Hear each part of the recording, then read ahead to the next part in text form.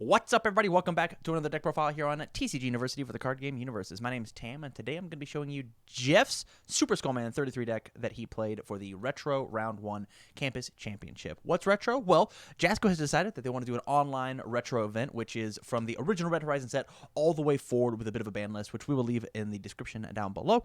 And there's a lot of really cool, neat, interesting interactions with a bunch of old, neat characters. Super Skullman is technically in standard right now, but he is one of the original Red Horizon characters that was printed. And I gotta say, with all this new cool good symboled stuff, it's a blast, as well as the old good symboled stuff that we get to play. There's a ton of really awesome synergy inside of this deck. So with that, let's go ahead and jump into the profile. All right, so Super Skullman 33. If you haven't seen one of my deck profiles before, basically what I'm going to be doing is, as opposed to just reading off the cards verbatim, I'm going to be telling you more about what the deck wants to do, how the deck wants to operate. And so Super Skullman 33 is a stacker character, and so we want to play as many Super Skullmans as possible. And the main point of this deck is I want to make the biggest, craziest, gnarliest, most unbelievably strong Spirit Shotgun possible. I want to play as many cards in my card pool as I can, stuff as many cards in my card pool as I can, drop a Spirit Shotgun, ignoring progressive difficulty, and then demolish you with it.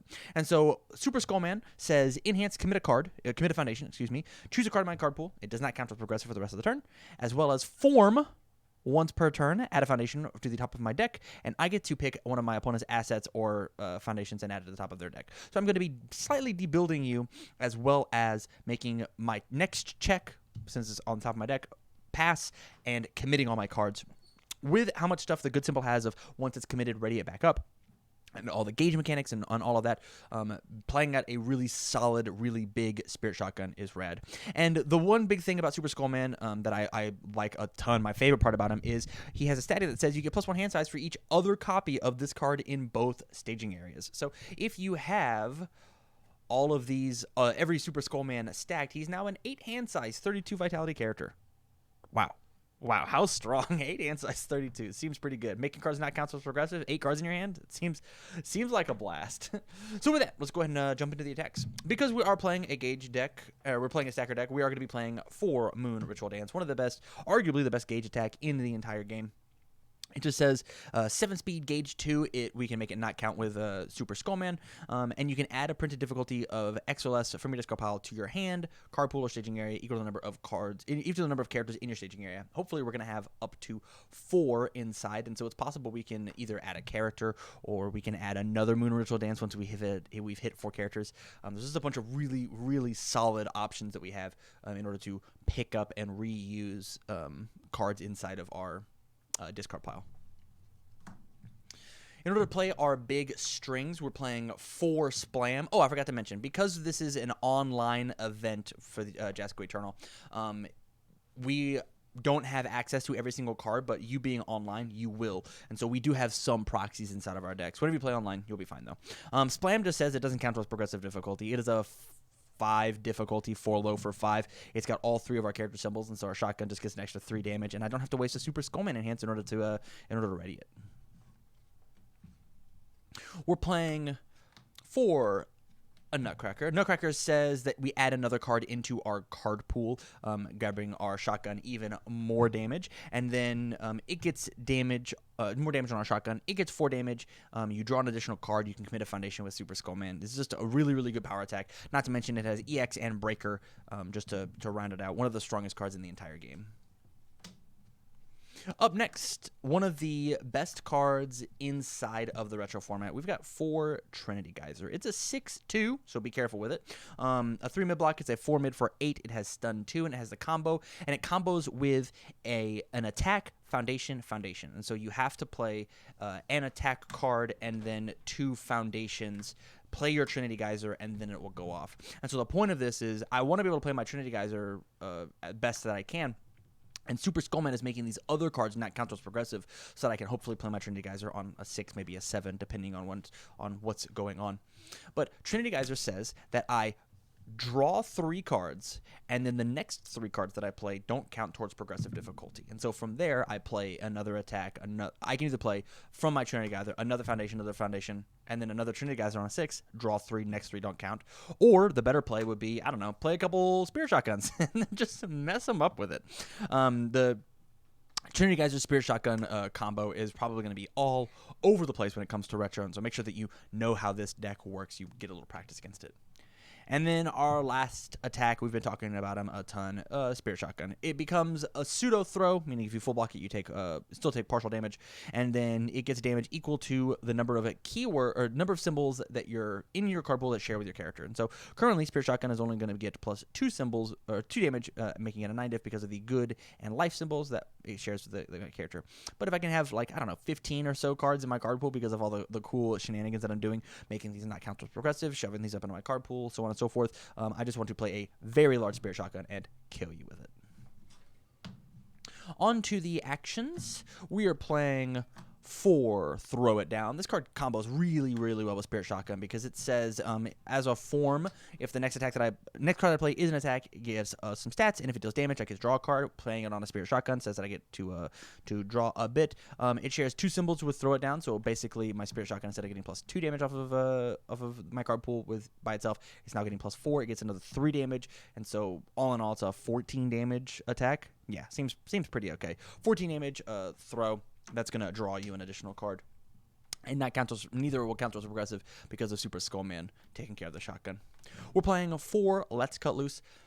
This card just kind of saves my hand size as well as grabs me some good foundation options in order to attempt to play a Trinity Geyser. I'm going to hopefully draw a foundation, pick up a foundation out of my card pool, and now I have, or out of my discard pile, and now I have the foundation requirements in order to make my geysers happen. And then next, one of the big sleeper hits for the retro format, I think, is going to be 4 Coinman's Task. This card, I was told the dream of this card would be, quote, how cool would it be to pick up 4 Trinity Geysers? Which, in all honesty, it sounds amazing. The requirements to grab 4 Trinity Geysers is a little difficult to get off, but more importantly, the response after my opponent plays an action, cancel its abilities, very, very good. I had a Toguro Brothers get canceled on me. It's really good for Revoke or Out of Your League or honestly like Let's Cut Loose or even an opponent's Coinman's Task. If they're trying to negate my Coinman's Task, I'll stop them on my own. Card is fantastic if you've got the room for it. On to the foundations. The number 1 aggressive foundation that we have is Innocent Breeze. This card just says enhance commit, gets a damage for each card in my card pool. And so we want to load up our card pool with a bunch of non-counting towards progressive cards, and then play my Spirit Shotgun, and then give it a bunch of damage equal to the symbols, and then commit, give it 1 more damage for each card in my card pool. Just super, super strong. Up next, aggressively, we've got 4 Shadow Inheritance. This says that my fairly easily blocked Spirit Shotgun that's got 13,000 damage is going to make sure that it gets an additional +1 damage for each foundation in my card pool. The rest of the foundations pretty much are all about shoving foundations into my card pool, making them not count towards progressive, so on and so forth. And this card just says at response speed before they attempt to block, which means I get to see the block modifier. I get to do some math. Oh, if they check a 5, they pass. Well, now it's impossible. You cannot pass this thing because they got an additional 6 or 7 speed. Up next, we're playing 4 Folktale Storyteller. This is just to make sure that my staging area is strong enough, early enough, in order to play these big attacks. I am playing 8 2-checks inside of this deck, as well as 4 6 difficulty cards. Having not enough foundations on turn 2 when I have a slightly too aggressive hand, this might be the saving grace to make sure that you don't just accidentally end your whole turn.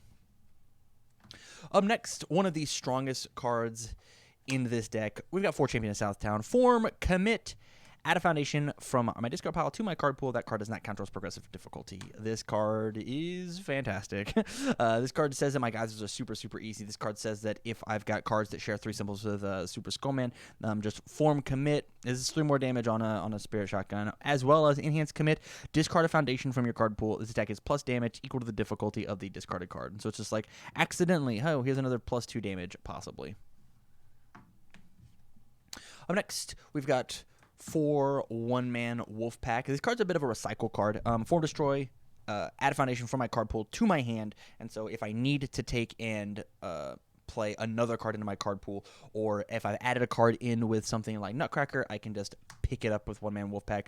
But more importantly, it says it doesn't count in the card pool in order to play attack cards. And so when we play this card, I get an additional additional 2 damage on my Spirit Shotguns because of it having the all and good symbol. Up next, we're playing 4 Sense of Morals.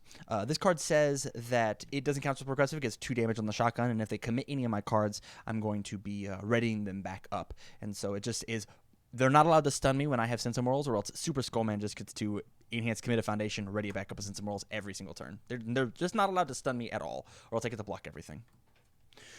We're playing 4 Endless Determination. This says response once per turn after it's committed due to a cost, which Super Skullman's is, I get to ready it back up. So I turn 1 foundation into 2 foundations, and I get to be able to play more aggressively because I'm readying a foundation and having a card not count as progressive.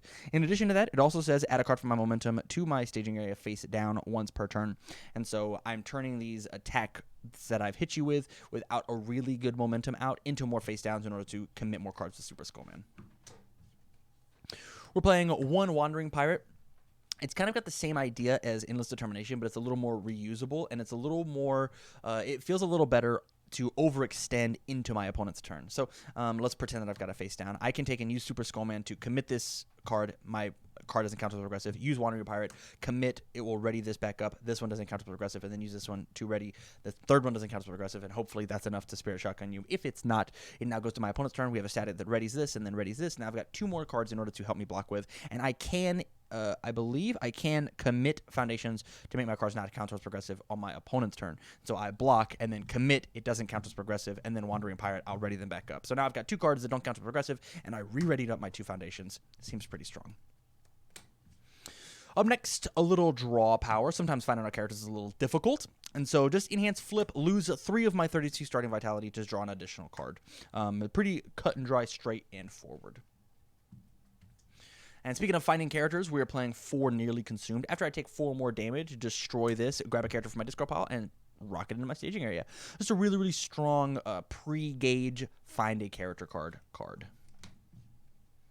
And then my last card is a defense card. We're playing 4 Bakery Postal Girl. Playable while committed. It shares 2 of my symbols. Destroy, put this attack's speed to 0. It's really the only defensive card that I have inside of the deck in order to make sure that I stretch out my 32 life as high as I can.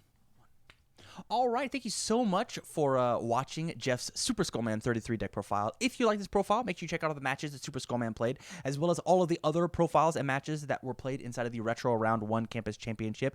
If you want to catch the matches live, please go out to twitch.tv/TCGUniversity. Follow the channel out there so you get notifications whenever we go live for not just playing UniVersus, but any other card game that we play. As well as if you want to chit-chat about your super cool Retro Super Skullman deck, please go out and support us on Patreon. Patreon.com/TCGUniversity. Get access to our Discord and chat with the student body or any of the faculty about Super Skullman. We'd love to conversate with you. So, from all of us here at TCG University, thank you very much for watching and stay learnt.